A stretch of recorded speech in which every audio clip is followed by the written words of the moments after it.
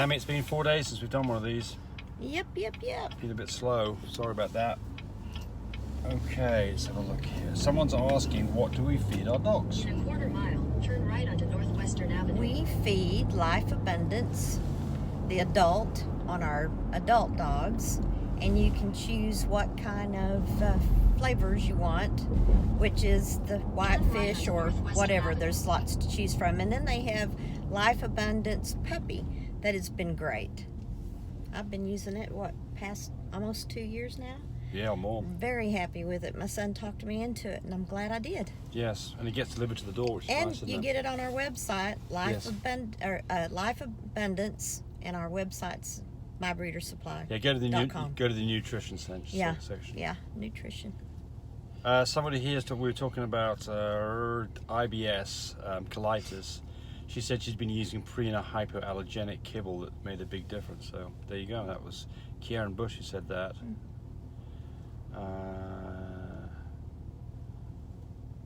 I got one here in Russian. Unfortunately, we're not going to be able to translate that one. I can.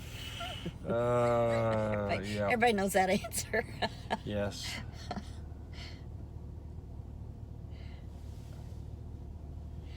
Susan Brocksmith said, regarding the person with the dog with the bloodshot eyes, there is a virus going around that produces conjunctivitis. Okay, I didn't know about that. So watch your dogs. So the place to watch your dogs, of course, would be, shows and places like that. Those are the places that, you're likely to catch things from other dogs. Sally Doggy 1, after the dog's first heat, what should her vulva look like? It seems our Beagle's vulva is still swollen after about 2 months after she stopped bleeding. Yeah, well, you see this in some dogs. I wouldn't get worried about it. There's nothing you can do about it. It varies. Some dogs end up with a vulva that stays bigger for quite some time. And again, we used to have a lab, and it was totally embarrassing for somebody to come around when she was in heat, because it was like a baboon, didn't it? Oh, golly. Yeah.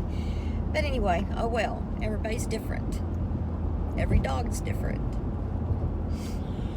Leandria B3 says, love the videos.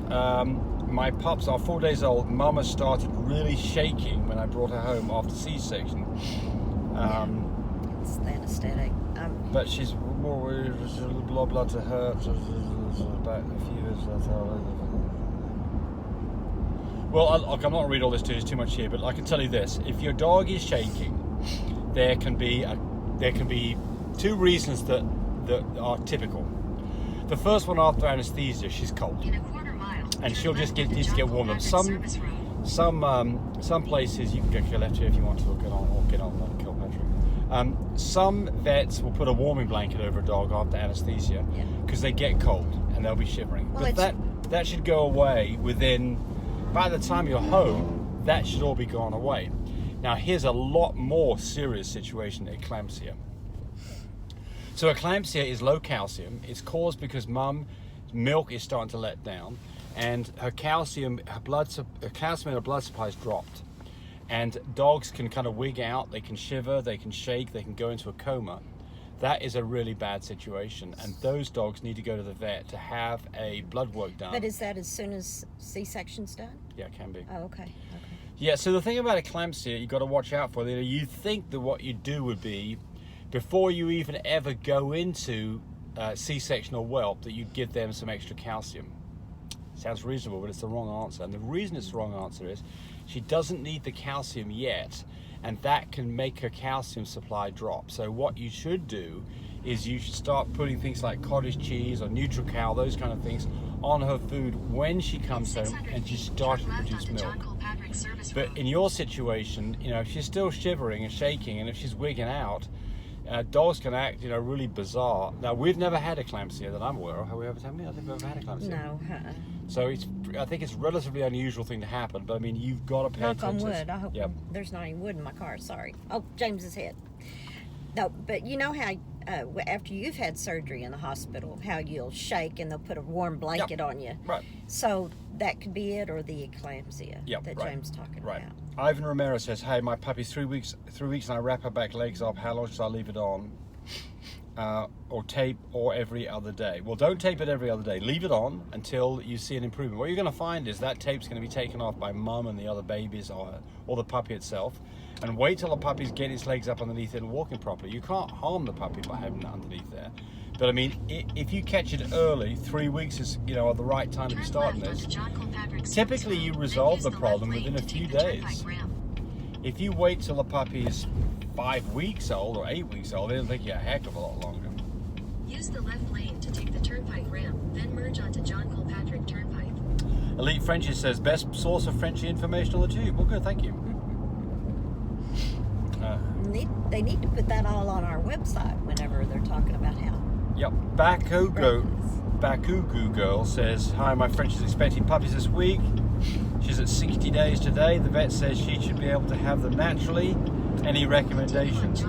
Well, you don't give us any information about what your dog is. If your dog's a Labrador, absolutely. If your dog's a French Bulldog, probably not.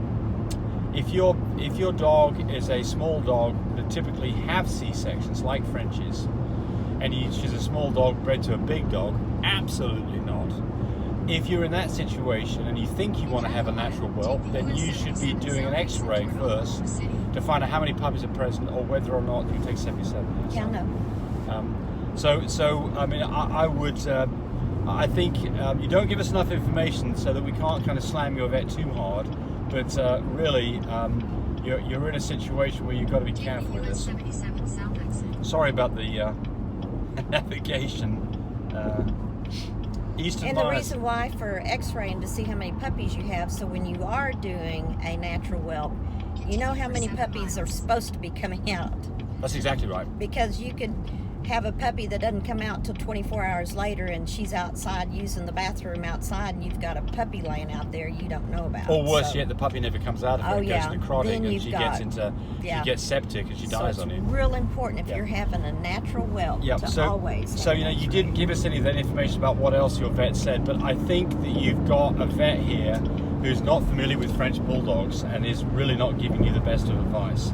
So that's my take on it. But again, I don't want to. We're not here to criticize vets. We're here to recommend what you should be doing.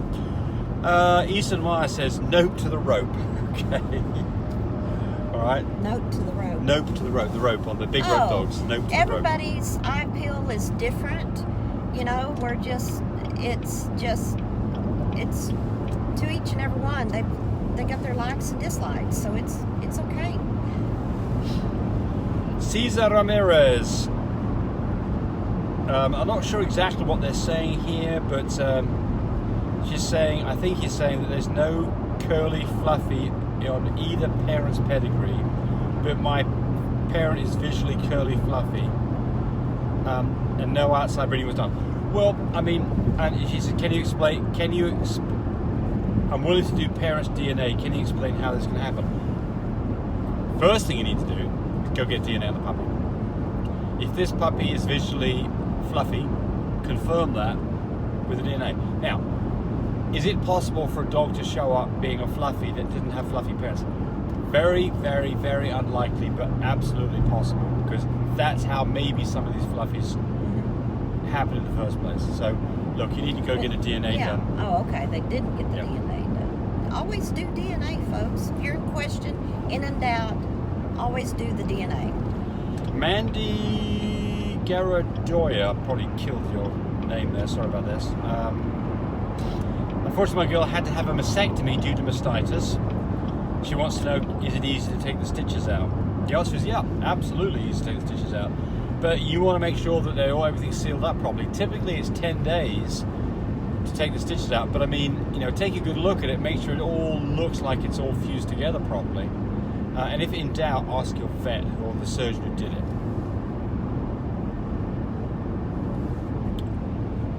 Susan Broxman says your contract has always seemed to be well written and a logical contract.